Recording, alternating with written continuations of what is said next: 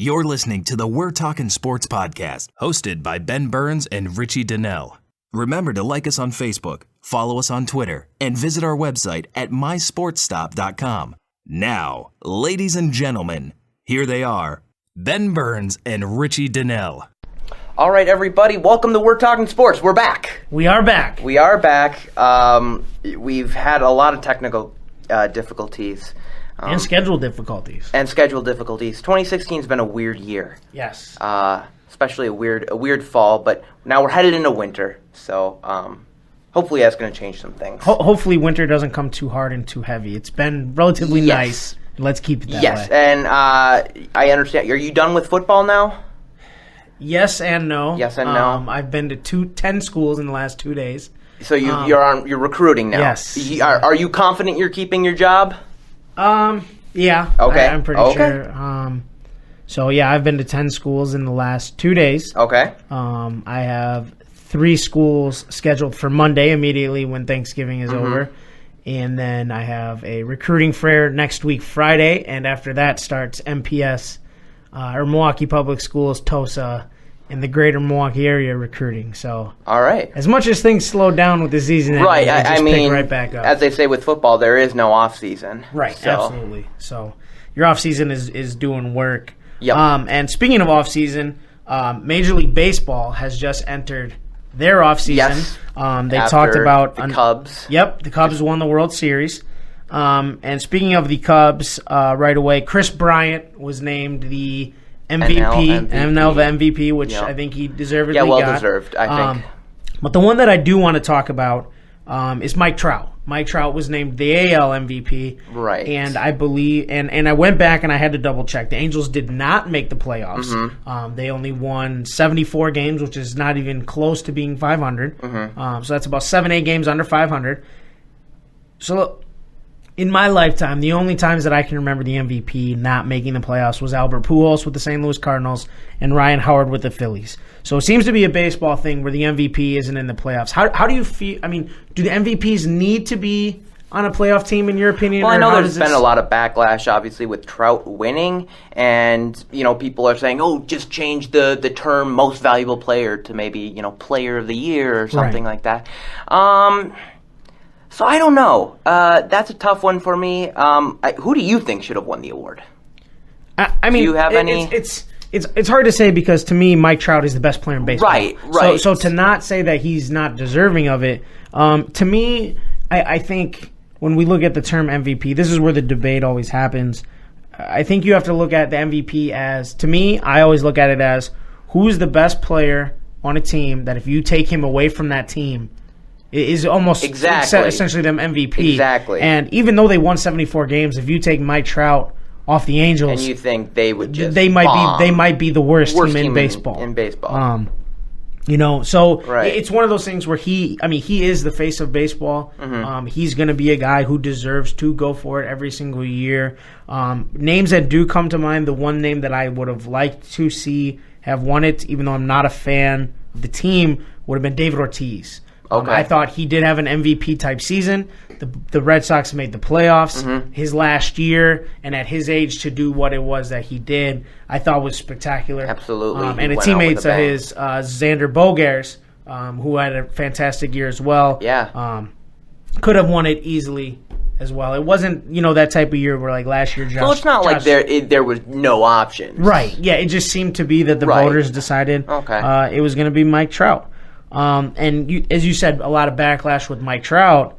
There's been a lot of backlash with Justin Verlander and Rick Porcello. Rick Porcello won the AL Cy Young Award. Verlander gets the most first-place votes, and he pretty much doubled up Porcello in first-place votes. Right. But yet doesn't win the award. So people were either voting him first place or essentially last place. Or last place. Right. So I guess as maybe, I know obviously both of us like to write and things like that. Yeah. And the writers are the ones who have a lot of opinion with these awards. If you had a vote, or if you were on the voting team, so to speak, does first place, is it a point thing, or do you feel that whoever gets most first place votes should be the winner? Or how do you... I think the way kind of the point system they do, like what they vote for, who they think would be in first, second, third, fourth, and I think fifth. Right. It's the same way for the NBA MVP, and I think it's a very good system. Okay. I guess the problem that you run into is you get a guy like you said, Verlander was either getting voted first or probably last on a lot of ballots. Right. Whereas if Porcello is consistently second or third, he might not necessarily be the best pitcher. Well, yeah. Think of it when Tebow was at his prime. You know, a lot of people thought he was one of the top quarterbacks in the NFL, but the other group of people thought he was just horrendous. Right. So either you loved him or you hated him. It's the same Yep. situation with Verlander, apparently. But I think Porcello won it fair and square. I think I would have voted for Verlander, but Okay. All right. So the rookies of the year ended up being Michael Fulmer for the Detroit Tigers, the pitcher, and Corey Seager, shortstop for the Dodgers. Corey Seager, I think, at this point, even though he's a rookie, baseball is kind of moving in a direction where these young guys are starting to come up. The Bryce Harpers, the Rizzos, the Bryants.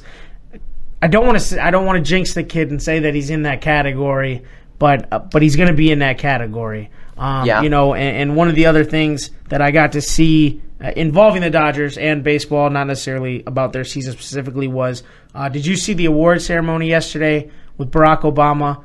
Vin Scully was able to get I believe it was the Freedom Award, which is absolutely awesome. I mean, 67 years with the Dodgers, that's triple my lifetime. Yeah, absolutely incredible. When you talk about baseball broadcasters, you got to throw his name out there. Harry Carey, Bob Uecker. So many guys that have just, made their life, dedicated their life to broadcasting baseball games, and 162 games a year is a long season. It's a very long. I mean, you're literally dedicating your life to the game, so that's absolutely incredible. Kareem Abdul-Jabbar also. And Michael Jordan were the two athletes, I believe. That were obviously well deserved.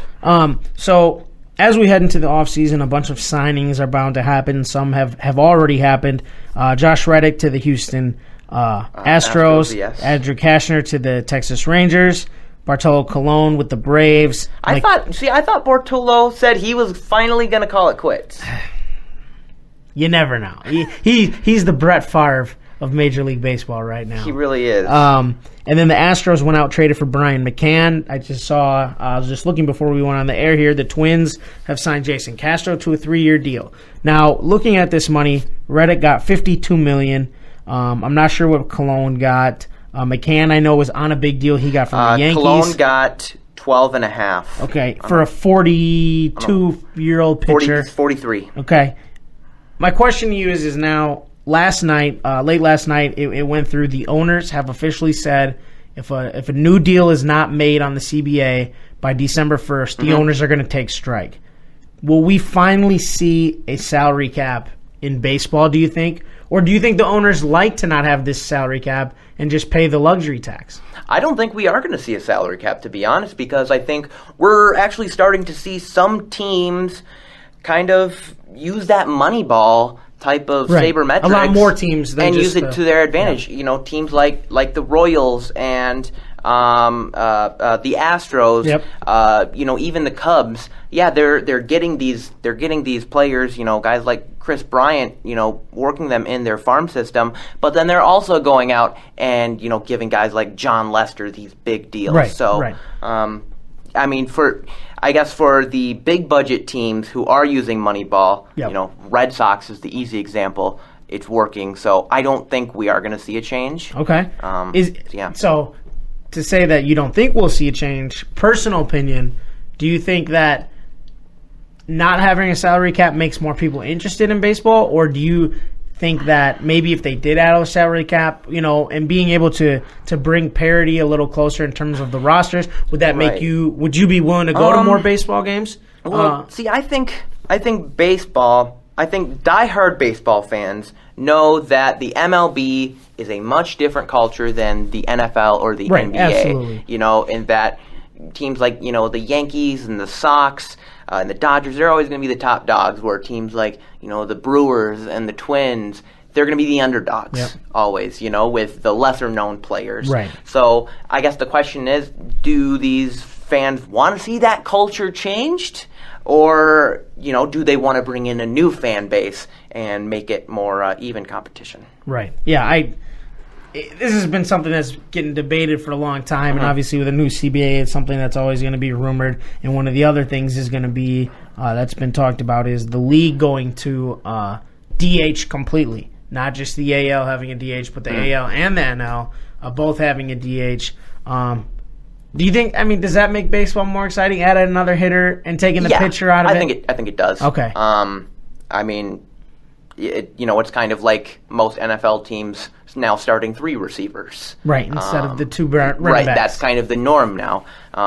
So with baseball, why not make that pitcher a DH who you can, put in 4th or 5th at bat? Okay. So I believe it was yesterday they announced the newest members who are going to be put on the ballot for the MLB All-Star, or for the MLB Hall of Fame, I'm sorry. And a couple names stuck out to me, guys that I got to watch play a majority of their career. Vladimir Guerrero, who was part of the Expos when they were a team. And going to the the Angels and the Nationals, I believe, played for a little bit. Derek Lee, who we're very familiar with, having played for the Chicago Cubs. The Manny being Manny Ramirez, and arguably the greatest catcher of all time, Pudge Rodriguez. These are probably the 4 biggest names of guys that I got to watch play. Yeah. Do you think that any newcomers are going to be guaranteed first ballot? That's tough. I think Pudge Rodriguez has a shot. Okay. For sure. I think overall he was just a very likable player. Yeah. So I think that's going to help him get voted in. I would say out of those 3 guys you said, I think Manny was probably the best player, but he had a lot of issues, especially when he went to the Dodgers. And kind of after he won the championship with the Sox, everything was kind of a mess for him. So I don't know. I would vote in Manny. I'd probably vote in Pudge too. Guerrero, he's a borderline on the fence kind of guy. Yeah. So I don't know. I would say Manny and Pudge. So talking about for Manny, new names. and Manny obviously was linked to the steroids as well. Right. So let me ask you this: in terms of athletics, whether it be any sport, do you think that steroids should have an impact on whether a guy gets voted in or not? Oh, for sure. Okay, so you would not vote for a Barry Bonds, a Mark McGwire. That I guess that's kind of where I'm headed. Not necessarily. I think they need to take a lot more time. I do think someday, whether it's 10, 20, 30 years down the road, Barry Bonds will get in the Hall of Fame. Now, and personally, would you vote for somebody who's been... Now, Barry Bonds has never been found guilty. Roger Clemens has never been found guilty. But some of the other guys has admitted to it. Alex Rodriguez has admitted to it. Right. Does that make a difference, whether being linked or found guilty? I think so. I think that we're going to see through time, people are going to say, well, Barry Bonds was never actually convicted or whatever. He was indicted. He wasn't convicted. Right. But, and even, Roger Clemens. Yeah. Did Roger Clemens admit it? I don't think so. I think he fought it in court as well and did not. Yeah, so I don't think... I think maybe over time we're going to see those guys get in eventually. Okay. And then you got to talk about Pete Rose. Right. When is he... I have a feeling he's going to get in before he dies. Now, I guess Pete Rose is one of those topics that people just... They kind of... It's to the point where Pete Rose is not necessarily somebody that a lot of people our age are very knowledgeable about or even know who Pete Rose really truly is. But the reason he got in trouble was because he bet on his own team. Right. So, I mean, I understand, obviously, gambling in sports as a member of the team does not help. Right. But by betting on your own team, I mean, do you think that the lifetime ban is a little excessive to the point where, as you said, he eventually probably will get in? It's definitely excessive. Paul Hornung did the same thing. Okay, I did not know that. Yeah, he was banned for a year in the NFL, and so 1 year versus his entire career, essentially. Right, exactly. And Hornung's in the Hall of Fame. He's beloved by every Packers fan. And Pete Rose is a huge topic. When Bud Selig retired and Rob Manfred came in. Yep.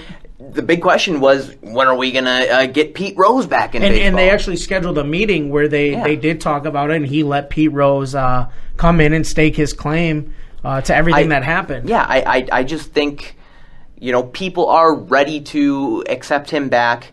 And, because he was one of the greatest baseball players of all time. Yeah. And, the whole betting on games had nothing to do with it. Right, absolutely. And I mean, betting on your team, I guess a team that you play for, you would never bet for your team to lose. In that situation, it's not like... It would be different. Right, not like Donaghy, who was, possibly throwing NBA games, whereas Pete Rose is betting on his team. I'm guessing he was betting on them to win. Yeah. Because he's obviously not going to go out there and try to make his team not win the World Series. So, yeah, I'm with you. I hope one day they do allow Pete Rose in. Yes. Another big thing of news that many people might not know. So the coach that I work for, the defense coordinator, his son plays professional baseball. Yeah. He's in AAA for the Minnesota Twins. Last week we were sitting in the office and he got a unexpected phone call. This is public knowledge, by the way, so I will not get in trouble. Okay. But his agent called to talk to Coach Walker, and they were talking in the office that the Twins had waived his son. Okay. So he's a little disappointed.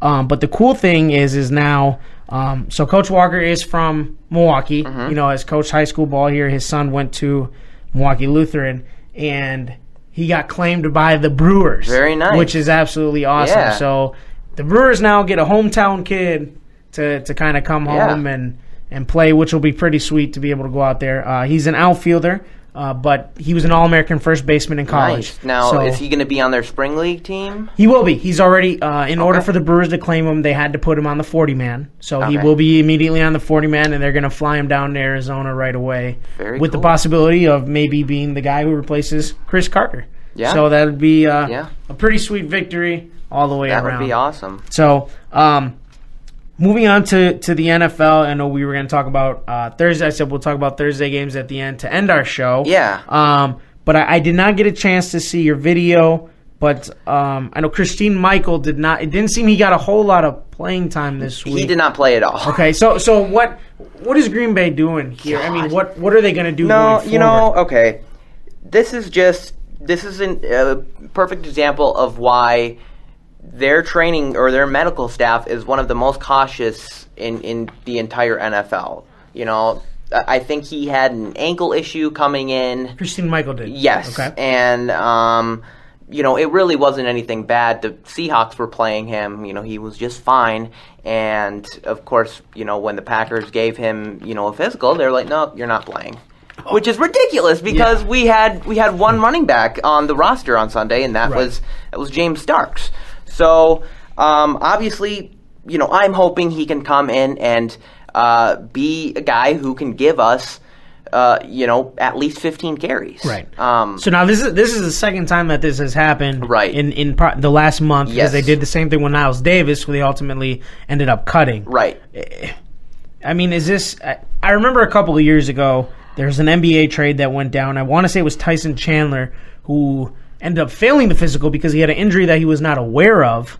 That he was still playing, which ultimately voided out the trade. Okay. But Green Bay still claimed Michael, gave him his physical. Yes. He's still on the team. Yes. But claimed him, said, okay, you're past your physical enough for you to come to the team. They did not decide that he was out until that Sunday.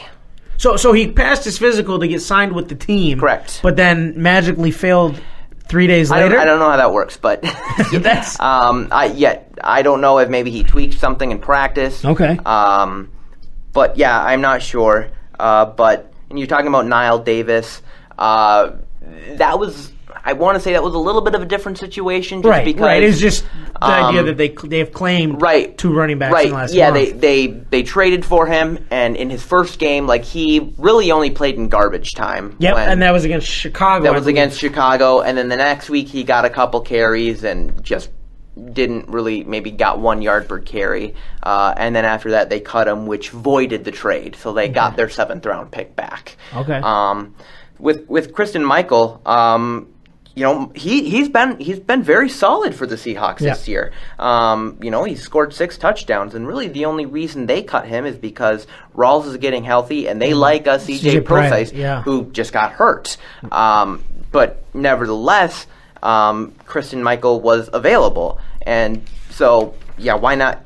They picked him up, and it was probably a good thing that they did pick him up, because if they didn't pick him up, he would have gone to Minnesota, who also did a waiver claim for him. So I hope that Michael will, first of all, play on Sunday, or I think they're on Monday.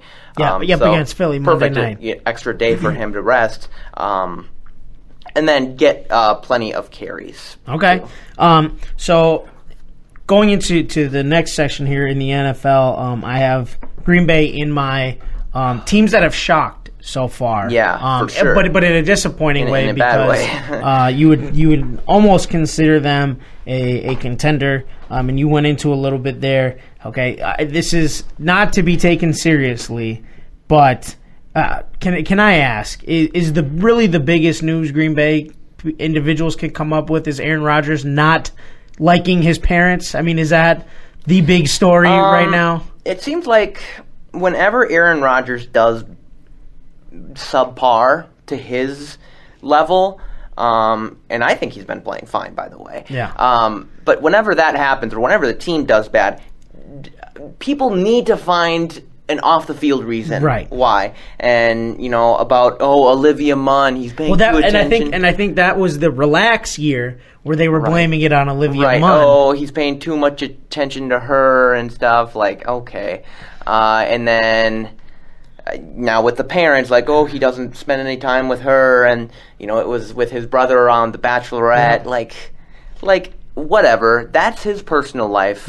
I think we know he's focused on football, or else he wouldn't be this Super Bowl winning 2-time MVP quarterback. Right. No, I'm with you. It's funny that when you have stars like that, whether it be an Aaron Rodgers or a Tom Brady or somebody who's in the limelight a lot, that it's always something like that that's just over the top. Well, and it was the same thing with Tom Brady and Giselle a couple years ago. Right. That it was her fault that he's playing poorly. The other team that I put in kind of the disappointment with Green Bay is the Arizona Cardinals. I think a lot of people had them as Super Bowl contenders and maybe Super Bowl favorites coming into the year. Their offense is working very well. David Johnson is an elite running back. Larry Fitzgerald is still playing well. Being Larry. But they can't protect Carson Palmer. No. Their defense is not necessarily what it was. That is one of my teams that is definitely shocked. That really did shock me, because I think, if you just simply look at the players on their defense, I'll name off a few: Patrick Peterson, Tyrann Mathieu, Calais Campbell, Chandler Jones, Dale Buchanan. Ton of guys. Right. And all of them are probably Pro Bowl caliber guys. Yeah. And even maybe all pro for some of them. Very true. So it is disappointing, and the loss against Minnesota, people are saying now that they really don't have a shot at all to make the playoffs. Yeah, because Seattle has kind of started to pull away a little bit. So, and then if you look at the wild cards, it's going to be a tough road for them. Right. So, I don't know. It's kind of disappointing, but I think it goes back to me saying that I don't think Carson Palmer is a Super Bowl winning quarterback. Okay. I don't think he's a Super Bowl quarterback, which is why I never picked the Cardinals to go all the way. So I think, when it comes to this year, maybe they do get a top 15 pick. Okay. Then maybe pull the trigger on drafting a guy, maybe letting him sit a little bit, and then making that move to him. Right. Okay. I just ironically saw that both of my disappointing teams were in the NFC. And now we go to my two teams that have shocked in a good way are in the AFC. To start with the Tennessee Titans. The Tennessee Titans, started the year where people kind of thought, okay, they're going to get another high pick. They're yet another year away. But now, as of late, have been playing great. Marcus Mariota looks phenomenal and looks like maybe a future MVP type of a player. They have found a couple sneaky players on offense at the wide receiver spot that have just kind of started to really step up. Yep. Delaney Walker is huge, and that defensive unit has just kind of gelled together to make plays. And watching, just having seen Tennessee versus Green Bay, I mean, they're playing very, very well as of late. Okay, but with the Packers, you got to realize that they are playing with, college JV cornerbacks. I get you. When a guy like Tajay Sharp goes and gets a 50-yard touchdown, you got to check who was playing against him. So, right. But no, I will say Tennessee Titans have been playing really well, and a guy I think that has, really helped the offense kind of go to the next level is DeMarco Murray. Yeah. I think last year against Philly, that was kind of just a dud for him. Wasn't the right system. Him and Chip Kelly, that just was not. It was destined to fail. Right. I think and then with his last year in Dallas, he played really well. Now, is he playing that well now? No. But remember, Dallas had one of the greatest offensive lines maybe in the past 20 years. Right. And I think he's still second in the league in rushing behind Ezekiel Elliott. He is. And Tennessee doesn't have a terrible line. Jack Coughlin's been doing very well. Taylor Lewan's always been a solid tackle. Right. So Titans have a very solid team, and with a very fragile division like the AFC South, they still have a shot at making the playoffs. No, absolutely, and make it easy. I mean, and with Houston in a controversial loss versus the Raiders this last week, I mean that opened the door because I believe Tennessee is 5-5, or Houston 6-4, so they could easily. It could be them in Indianapolis at the end. Yeah. The other team I have written down is the Miami Dolphins, who've kind of come out of nowhere as of late. For whatever reason, Adam Gase decided, hey, we're just going to turn the ball and hand it off to Jay Ajayi and let him go. Hey, why not? I think that's what they drafted him for, and, I think during the whole offseason, people expected them to draft a running back, and when they didn't, everybody's saying, oh, hey, what's going on? They're like, no, we like this guy. Yeah. And then finally, they went ahead and signed Arian Foster, and they're like, okay, everything's fine now, and Foster goes down, everybody starts freaking out again. They're like, oh, no, what? We got this guy. And then I think as soon as he retired, Ajayi went for back-to-back 200 finally exploded, yards. And, I really like Jay Ajayi. Kind of reminds me of what Eddie Lacy could be if he lost weight. Okay, so, No, I can see that. Yeah. Or to me, he kind of maybe doesn't catch the ball as much, but when I watch him run, he reminds me of the guy that he actually preceded in college was Doug Martin. So Doug Martin was right before Ajayi at Boise State, and then they kind of have that similar mold, similar size. Definitely a bigger back, right? Though. So as every day goes by, obviously this week is Black Friday with shopping on Friday. Yes. But in the NFL, we have Black Monday, which is not as exciting as Black Friday. It can be. It can be. If you're an offensive coordinator. Right, absolutely. So as every day goes by, we get one day closer to that day, and the hot seat is not quite there yet. We're still in the season, so we're going to call it the warm seat. For the time being, because the heat's starting to get turned up a little bit.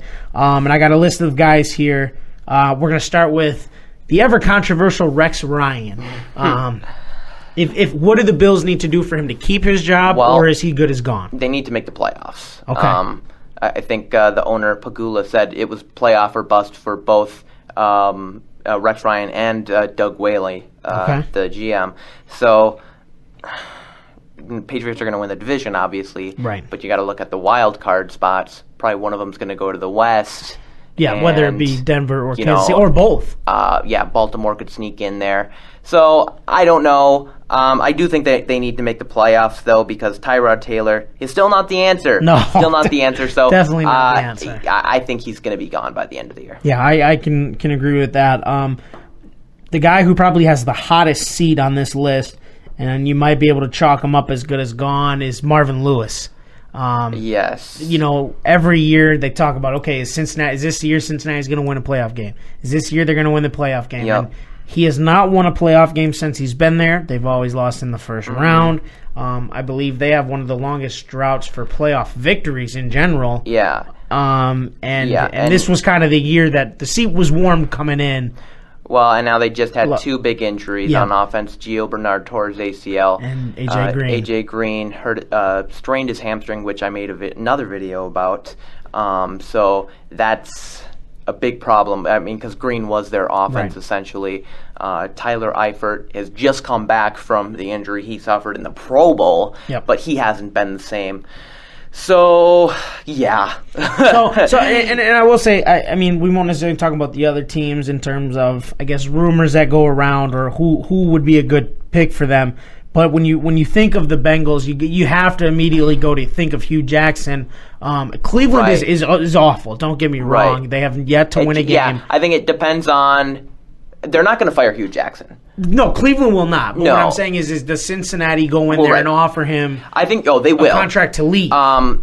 They will. Here's what I think. I actually don't think.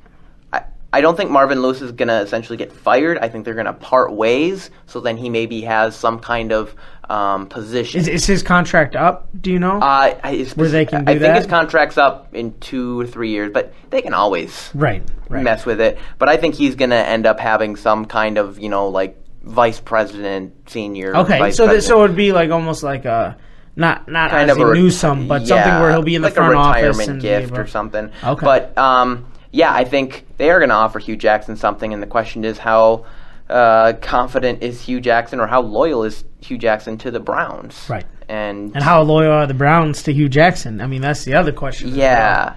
Yeah, it's possible the only way that they can get him is, through a trade. Right. Go as far as maybe offer him a second-round pick. Right. I believe that happened. John Gruden. That happened to John Gruden. And Herm Edwards are the only two that I can think of. Another name that I guess everybody thought for possible big year this year, Gus Bradley.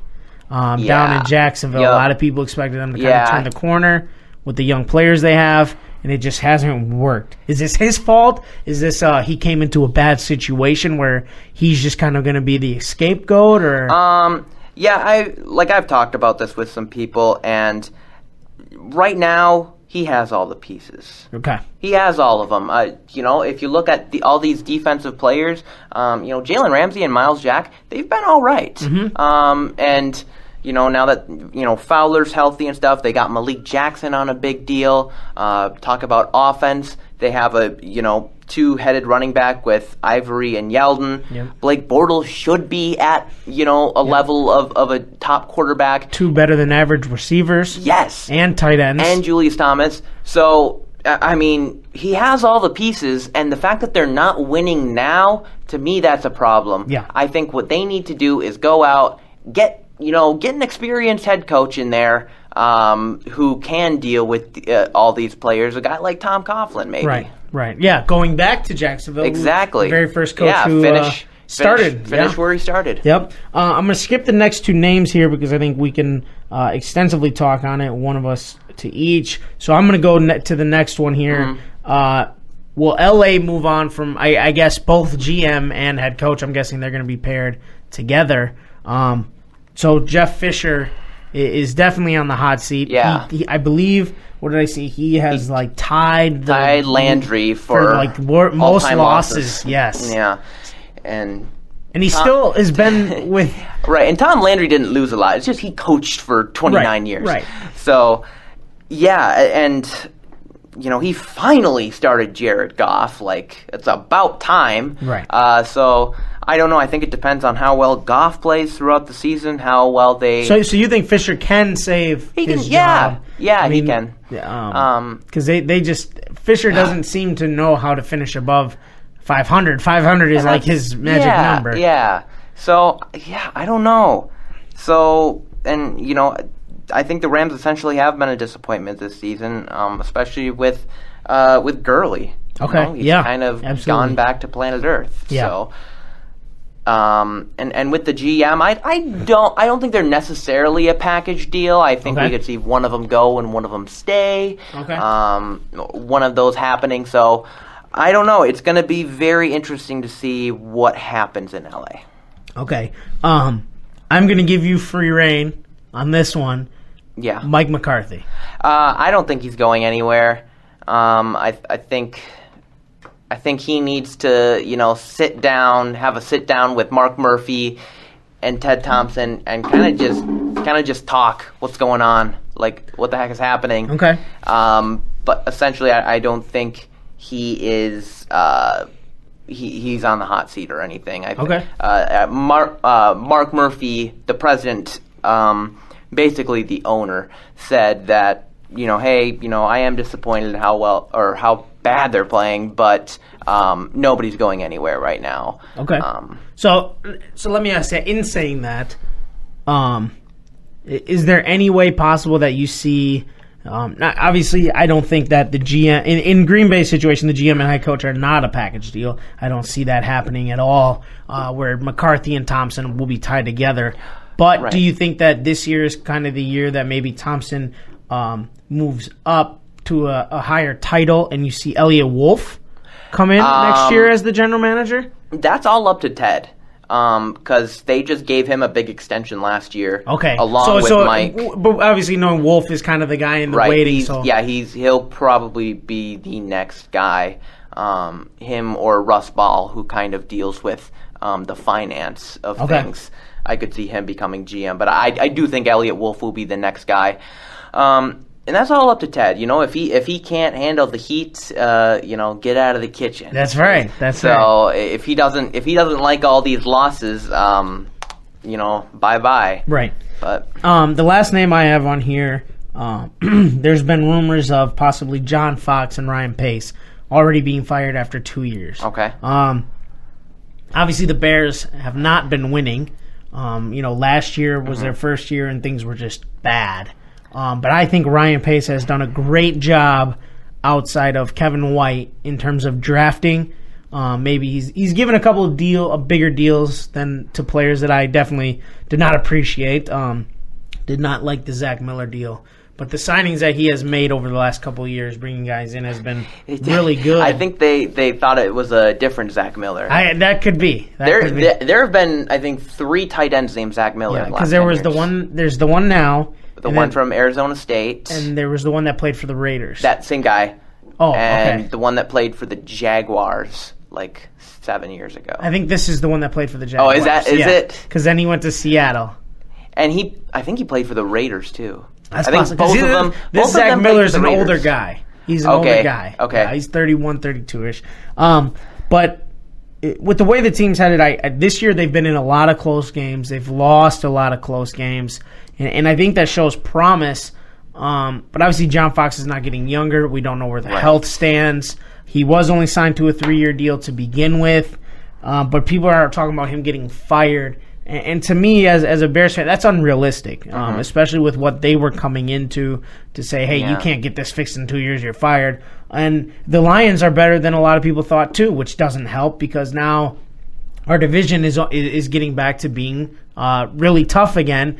No matter what Green Bay's record shows, they're still a very good team that, Chicago just has to play catch-up from the mess that Mark Trestman made. And I think to fire John Fox would be an injustice to that staff, those players, and the job that both guys have done since coming here before last season. I think in order for a new era to kind of take place, you need 3 things: a new head coach, a new GM, and a new quarterback. Yes, they haven't gotten their quarterback yet. No. They've been everybody's hurt. The news. Right. Did you see?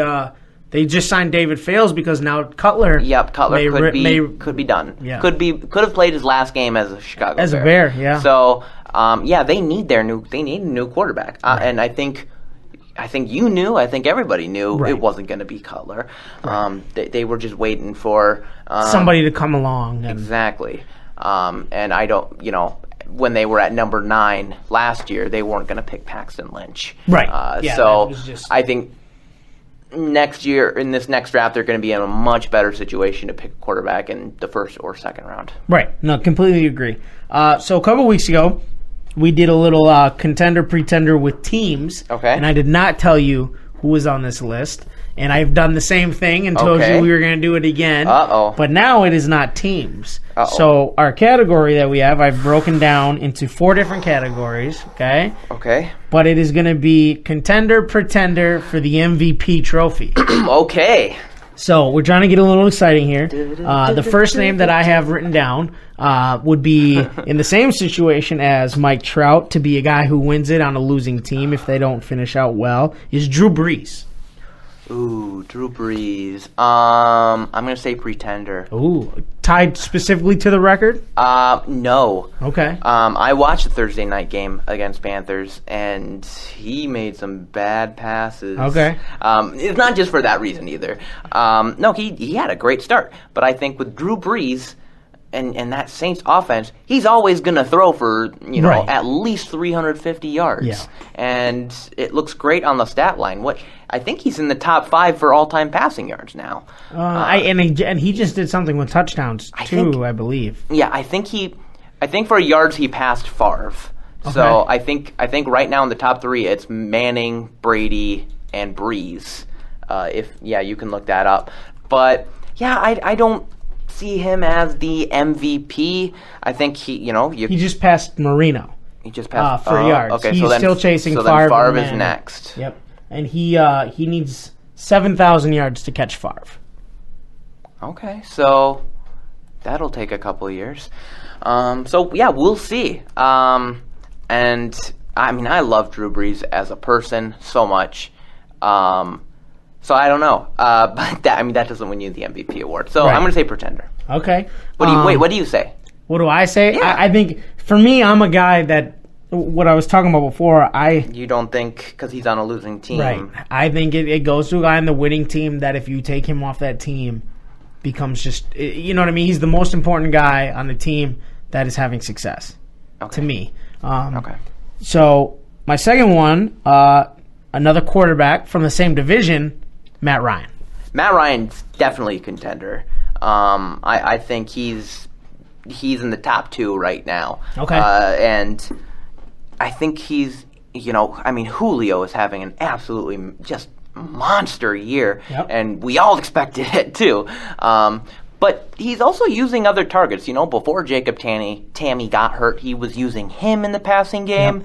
Yep. Mohamed Sanu has definitely benefited from coming there to Atlanta, and a lot of other receivers that I have no idea who they are. And he's throwing to them, and he's doing pretty well. And this is I'm excited for Matt Ryan because I said this was his year, that he was going to step up.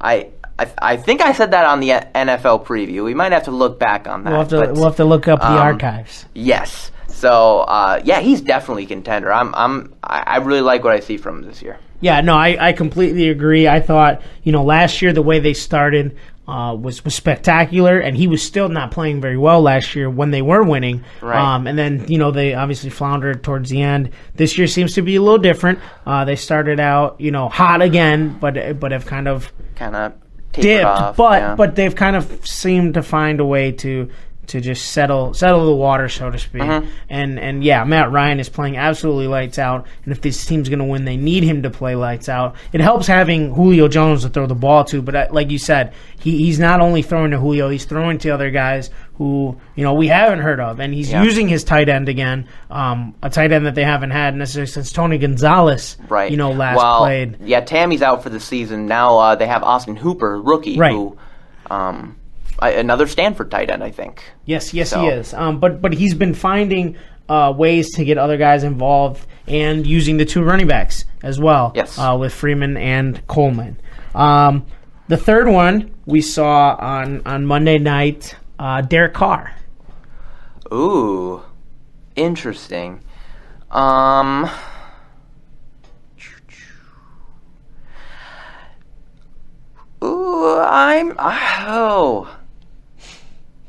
gonna have. Is that a stumper for you? I'm gonna have to say contender. Okay. I'm definitely with you. I definitely agree with you. I think so too. That's a tough one just because, you don't think of Derek Carr and MVP in the same, but yeah, he has been playing really well, and that offense has turned into one of the league's best. Right. So, I would give it contender status. Okay. One guy that we talked about before, you had said that, he is still playing very well, even though a lot of people don't think so. Aaron Rodgers is always a name that's brought up when it comes to MVP trophies. Green Bay may not be having the year expected, but Aaron Rodgers is still playing very good. Yeah. Is Aaron Rodgers a contender? No, I'm gonna say pretender. Okay. And whether it's fair or not, he hasn't played as well as he did in his last 2 MVP years, and whether you like it or not, that's going to hurt him. But also, his team is 4-6. So now this name might be. I'm going to say this next contender. His name is only going to go as far as his team does, and I don't know that this has ever happened in the NFL. Dak Prescott, where a rookie has come in and won the MVP. No, he's a pretender. Okay. If anybody in Dallas is going to win the MVP, it's going to be Ezekiel Elliott. Okay. Man, he's good. But, I think Dak Prescott is kind of at the same level where Russell Wilson was as a rookie. Right. So, I don't think Russell Wilson as a rookie would have won MVP. So. Okay. Which takes us to so those were the quarterbacks, obviously. And what about you? Forgot about one guy, Tom Brady. Oh, come on, Tom Brady. He's a contender. I'm sorry. Yes, I went on and just looked at stats, and because he hasn't played the whole season, I completely he's been amazing. I completely forgot. Yes, but Tom Brady, absolutely. Tom Brady is always a name that gets linked to the MVP trophy as well. Do not know how I. Has he thrown a pick yet? I think that's the more important question. I think he did last week. Okay. Another guy possibly is Matthew Stafford. Okay. If Detroit continues to win. Yes, I think absolutely. If they win the division, he has a shot. Okay. He's a contender. Okay. Any other quarterbacks that I might have missed? I think we got them all. Okay. So for running backs, let's start with the guy you just mentioned, Ezekiel Elliott in Dallas. Is he a contender or a pretender for the... Now, obviously, it's a quarterback-driven league, but in terms of running back... I'm going to say pretender. I think, he has had an amazing season, and, when we talk about MVP and running backs, Adrian Peterson won when he almost broke Eric Dickerson's record. Yep. DeMarco Murray was kind of being talked about as MVP that in his last year in Dallas. And then with Ezekiel Elliott, I don't know if I don't think he's at that level yet. Okay. Because I think he's on pace. I don't know if he's on pace for 2,000 yards, but I know he's on pace to break. He's already broken the Dallas rookie rushing record. But I think he's on pace to break Eric Dickerson's NFL all-time rookie record, which was like almost 1,800 yards or something like that. Man, I'm going to say pretender. Okay. I don't think they're going to give the rookie an MVP. Okay. Which brings me to my next. Obviously, after Elliott, it's a huge dip. But I wanted to try to get multiple guys in at each position instead of just one. DeMarco Murray was the next name that I had up as a guy who could be, who's I think he's second in the league in rushing, playing for a team that's trying to fight for the playoffs, and is obviously a big part of that team. Yeah. I'm guessing a pretender here, but he was just kind of the next best guy right now, which to say you're just the next best guy is a understatement. But he's had a good year, but no MVP for him. I threw my most improved player on this list. Okay. Melvin Gordon. Melvin Gordon's been great. I'm happy to see how well he's playing, but contender. Pretender. I'm sorry, pretender. Okay. And I guess to throw another name out there, David Johnson. I love David Johnson. To me, he's maybe the best dual running back in the league right now. I'm gonna say contender. Okay. I'm gonna say contender. So moving on to our next position. Yeah. Two guys linked together. We talked about his teammate before. Yep. Julio Jones. Julio Jones is definitely a contender. Okay. I think I would put him in the top 3 with Matt Ryan and Tom Brady. Okay. I can cross the next name off. I had AJ Green, who is now done for the year. Well, not necessarily. Oh, well, is going to probably miss some time. Right now, he's listed as doubtful for this week. So we'll go right to the next receiver, who is just this year, I think, is in a similar situation. We talk about Aaron Rodgers. He's just not doing the same things that we're used to seeing, and that's Antonio Brown. Yeah, he had a good start to the season, but he's kind of dropped. I think it has a lot to do with Pittsburgh receiver situation, with Martavis Bryant being out. Right. Now Marcus Wheaton's done for the year. They've had to depend on guys like Eli Rogers. And Sammy Coates. So, he's a pretender, but definitely he's in the question for years to come. Okay. Defensively, the first name that obviously now, is this Defensive Player of the Year contender? No. Okay. MVP. MVP. Okay. The name that obviously comes to mind will always, I guess, since J.J. Watt is hurt, Luke Kuechly. Luke Kuechly is a pretender. Okay. That defense has not played as well as they have the years before. And like I said, to only have multiple guys on here, the other name that I think obviously probably be a pretender for the MVP, but a contender for Defense Player of the Year is Marcus Peters, the corner for the Kansas City Chiefs. Marcus Peters is a contender for Defensive Player of the Year, but a pretender for MVP. All right. Von Miller, another guy.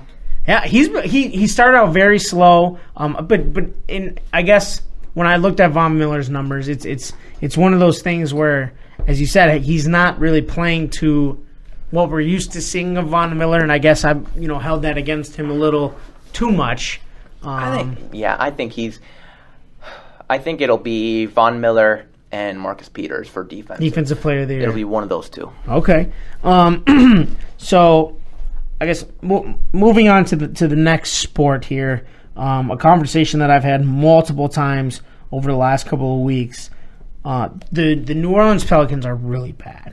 I mean, that's not the conversation that's been had, but it's unfortunate because Anthony Davis is a monster. Yeah, for sure. He was an incredible talent, and he is averaging tremendous numbers. I'm talking first team All Pro, first team All Defense, MVP candidate type numbers. He is the new era power forward.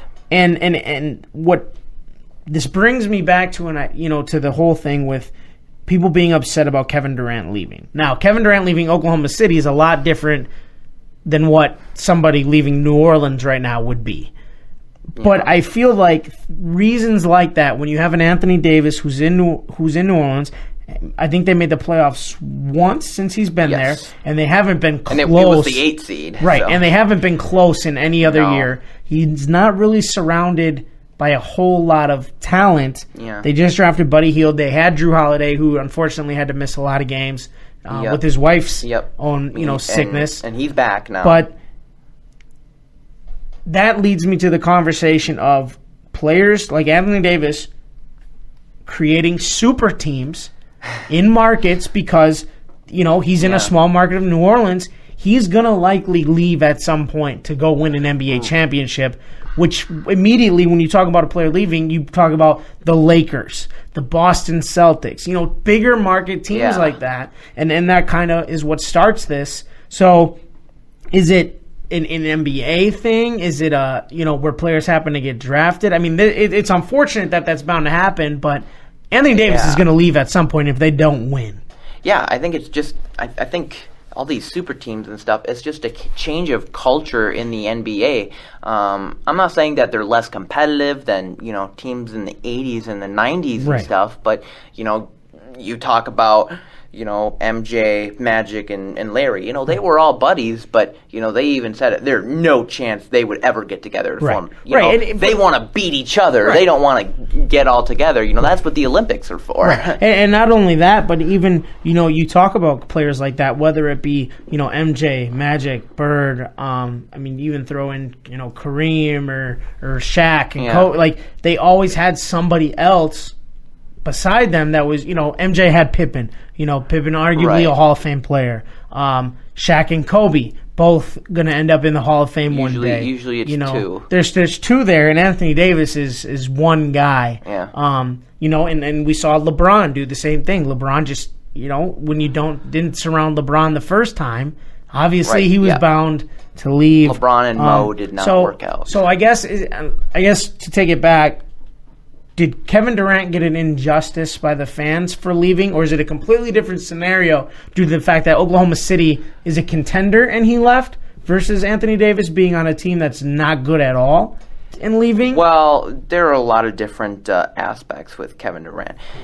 The Thunder were absolutely a contender. Right. You put the Thunder team plus Durant against the Warriors team minus Durant, and you got yourself a very competitive Western Conference Finals. Right. Especially since they just got Oladipo too. So yeah, I think that is part of it. Another part of it is, and we've talked about this several times. He went and signed with the team that he lost to. Right. It's the whole if you can't beat them, join them thing. Yeah. And what fun is it going to be to win a championship with a team who probably could have won a championship without you? Right. Yeah, and I mean, obviously that's not something you want to think about. No. But with the idea of the super team the new norm for the NBA? Is that something that we're gonna have to deal with the rest of our lives? I mean, you're a fan of a team that has a big market approach. Yeah, a team that necessarily hasn't had the most championship success. They're always swinging for the home run. Right, and I'm a fan of a team that's in a small market that hasn't had success in probably a good 15 years. A team that usually going for a middle single. seed. Yeah. Right. Is this something that we're gonna have to deal with the rest of our lives as fans of the underdog? Probably, unfortunately. I think it just has to what does Anthony Davis want? Right. And, some of these other players in small market teams, what does DeMarcus Cousins want? Cousins probably wants to leave. Right, absolutely. Just because, there's been a lot of discontent there. Right. But, what if Anthony Davis kind of wants to do the same thing Russell Westbrook does, where he just wants to build the team, stick around and make something out of it. Right. I think that's something Damian Lillard's doing with Portland. Yep. So and I cheer for those teams. I like absolutely. those. I like those guys. Yeah. And something Minnesota's doing. They've acquired, and the Lakers we talked about at 8 and 7. Both of those teams, they're getting players through the draft, right. And I think that's always the most important way to build your teams. And this might sound crazy, but the Warriors did it that way, right, with Curry, Thompson, and Green. Yeah. And and they just so happened to have enough money to sign Durant. Right. Let's take a quick break. We're about an hour through, okay. And it won't be a break for you guys, so don't worry. But we'll be right back. All right, and we're back. That was a super long break. Yes, super long. Oh, man. Took forever. Okay, so where were we? We were talking about super teams, but one topic that I definitely want to get on, that we all, I think all, as in most NBA fans, absolutely criticized, questioned, and thought was going to be the absolute dumbest thing ever, James Harden, moving to the point guard position. Right. Is playing absolutely lights out. Yeah, he's lights out. And now I think he has the most triple-doubles in Houston Rockets history. Or he's only chasing Olajuwon. I think you're right. But yeah, he is playing MVP-esque right now. And D'Antoni kind of envisioned him to be kind of a mix between Curry and Russell Westbrook, and he kind of is. Yeah. So, I mean, yeah, why not? I mean, he's the guy that's going to have the ball the most, so why not just give him the ball right away? Right. No, absolutely. So. And I mean, he was an offensive weapon beforehand without the ball. I mean, my biggest argument against it was the guy doesn't. The defense. Well, first the defense, and the guy doesn't pass the ball. Right. I mean, yeah, he did get 5-6 assists. I think he got 5 last year, but. Yeah, now it's almost like every day you're looking and he's got 10. Yeah, so, he's playing fantastic. Who knew that Mike D'Antoni could actually do something smart? Right. Whenever you talk about triple doubles, you always got to talk about Russell Westbrook. Yep. Mm-hmm. Who's an absolute monster. He's probably an MVP candidate right now. Their only losses are legitimate losses, from what I remember. Well, and they just lost to the Lakers. who are 8-7. We talked about being a promising team. And they lost on a 3-point buzzer. Right. So. And they've lost to, I believe, the Spurs and the Warriors are the other two. Yep. So Westbrook's obviously an MVP candidate. The Thunder don't look to be so bad without Durant. Is Westbrook the best point guard in the NBA? No, because Steph Curry is. Okay. Steph Curry is still number one for me. Okay. So sticking with basketball, moving on to college. Oh, boy. Have you been able to watch? No. You have not been able to watch any college. So the Badgers have been, they struggled a little bit. They lost to Creighton. Right. Who's not a bad team. No, they were ranked. So. Yep, and they struggled a little bit against Chicago State. But Nigel Hayes has not played very well.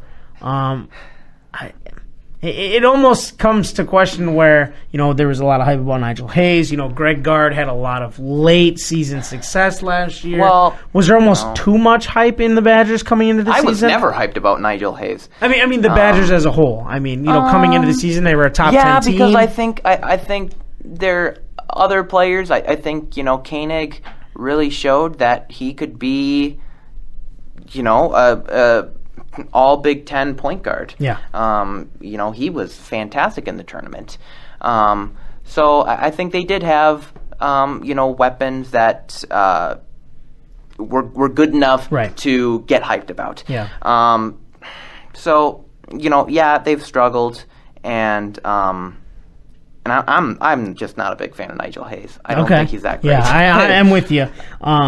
As a Marquette fan, what has disappointed me is the players that they have are leaving. Sandy Cohen has now announced that he's going to leave the program. They got rid of the older Ellison brother during the offseason. So now we know what he was there for. I think that was known beforehand. But, a lot of different guys are getting playing time, and they look to be really good, but they just don't seem to get over that hump. Mm-hmm. They have Wisconsin coming up, which is usually the big in-state rival, whether it be on the court or off for recruiting. But that should be a good game. But Michigan State has 2 losses already. They lost to both legitimate teams. I think it was Arizona and Kansas, maybe, or something like that. UConn has been upset 2 or 3 times already this year. So I guess one of the top names that I always talked about, will Kevin Ollie ever leave for the NBA?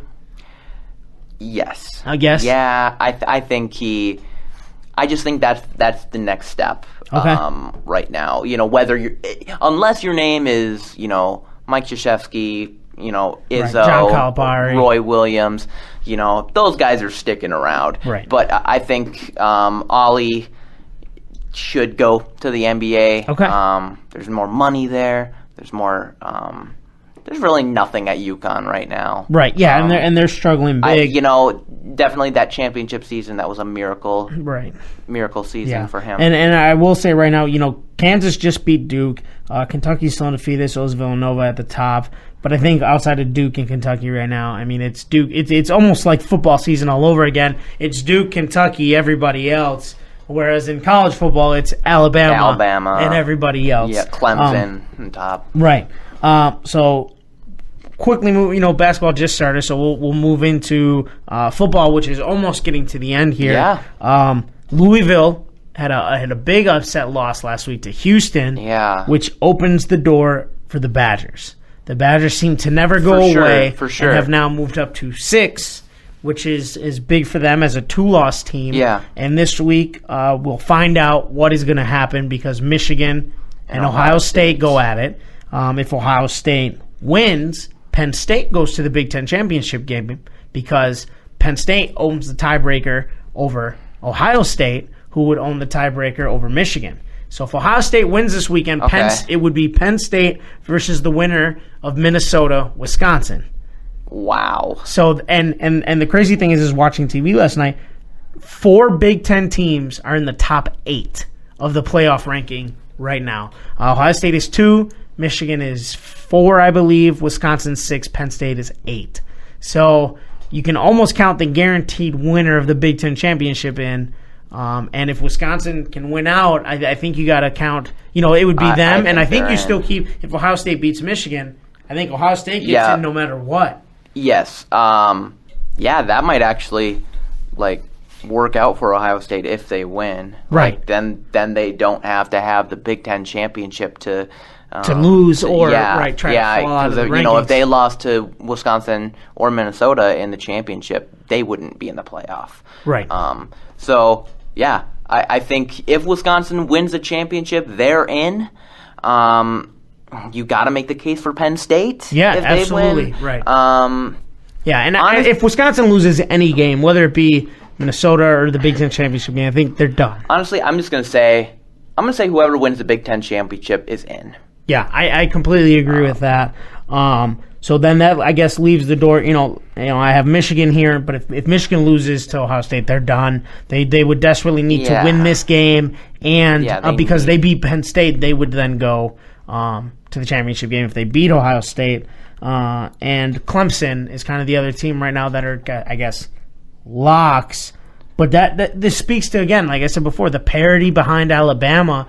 There's no clear answer. It's a bunch of muddy water, and you're looking to see who kind of floats to the top right now. Yeah, I mean, we were kind of talking about Washington, but they fell apart. Right, they lost to USC. Right. So, I mean, if they lose again, is Colorado good enough to go? Is Washington State good enough to go? Mm-hmm. I mean, and now people are talking about, I think at 13, USC is a 3-loss team who's looking to sneak back into the top 10 already. Yeah. And it's just, it's... Yeah, it's kind of a mess right now. And so I think there is a chance we could see 2 Big Ten teams. For the first time, it would be from one conference. We could see 2 teams from one potentially conference. Ohio State and either Wisconsin or Penn State. Right. Nope, completely agree. Have you been following the news on Charlie Strong at all? I did hear that it sounds like he's done. So he got fired. He did get fired. And then they told him he wasn't fired. Okay. And then the players said that if he is fired, they're forfeiting the rest of the season. So. What? Yeah. Okay. So obviously we all think he's probably going to get fired at the end of the season, right, which is a lot different than firing your coach during the season. Yes. Because I think if you fire him at the end of the year, the players kind of have that time to say whatever it is they want to say, but do all the backlash, whatever. You hire a new coach, and by spring ball, all is forgiven. Mm-hmm. Are they going to throw a ton of money at Tom Herman from Houston, despite it died down a little bit that they had 2 losses. Houston had lost 2 games. That there was a chance Herman was now not the guy, but that seems to be the name that keeps coming back. Is that they're going to just go and poach Tom Herman from Houston? That would seem to be the easy answer. Okay. But I don't know. I think there are a couple names floating around that maybe you take a look at. I think if you're a big team like Texas that is looking for a job, why not just see what Les Miles is up to? Yeah, that's exactly my thought. To me, that's the name I'm looking at. Give a couple of these big candidates a call. See what John Gruden's up to. Right. Maybe he doesn't like this new Monday night guy. Yeah, that's absolutely Tirico, possible. So. I guess on a negative note, we had the situations everything that happened at Baylor with the assaults and everything like that is now popping up other places. Over the last week, Purdue being one a little closer to us. Yeah. Do you think that this whole thing that at Baylor is going to kind of start an epidemic across the country?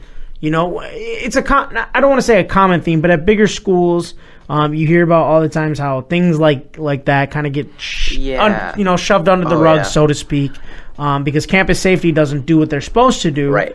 I mean, is this going to be a thing across the country in terms of whether it be basketball, football, or even my man from Stanford, I think, was a swimmer or a tennis player, things like that. Is this going to be a more... Well, it's definitely started a conversation, and I think that's, it's not a bad thing. Right. It's just we need to know about these things. Absolutely. And so if it means that, teams like Purdue or, Baylor are getting suspended and banned for, Right, several can't years. go to a bowl game for 2 or 3 years or whatever. That's the least of their problems. Right. Not only does it hurt the athletic department, it hurts the school as a whole because if I had a kid who was interested in going to Purdue, and this came up, I would have a problem with that as a parent. Completely agree. Yeah.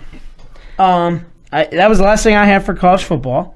Okay. So we went through that real quick. Yeah. So as I promised, Thanksgiving is tomorrow. Yeah, tomorrow. It is tomorrow. And there are 3 games going on. Yeah. Minnesota Detroit kicks off the day. Mm-hmm. I'm not sure the order of the other 2. It is Dallas plays next. Okay, and that's Washington and Pittsburgh and Indianapolis close the night. Yes. Okay, and I believe that's without Andrew Luck too, as well. Yep, they're going to have Tolzien in. So I have sent in my picks. I don't know if Brett and Dakota have sent theirs in. Brett did. Dakota didn't. Okay. Dakota always does last second. Second. Come on, Dakota. He's a last second guy. Hey. Obviously, I don't know if you have looked. You said you always wait till get everybody's before you look, but I want your opinion for the show, obviously. Yeah. So we'll start with Minnesota Detroit at Detroit. Right. I'm gonna say Minnesota gets the win. Okay.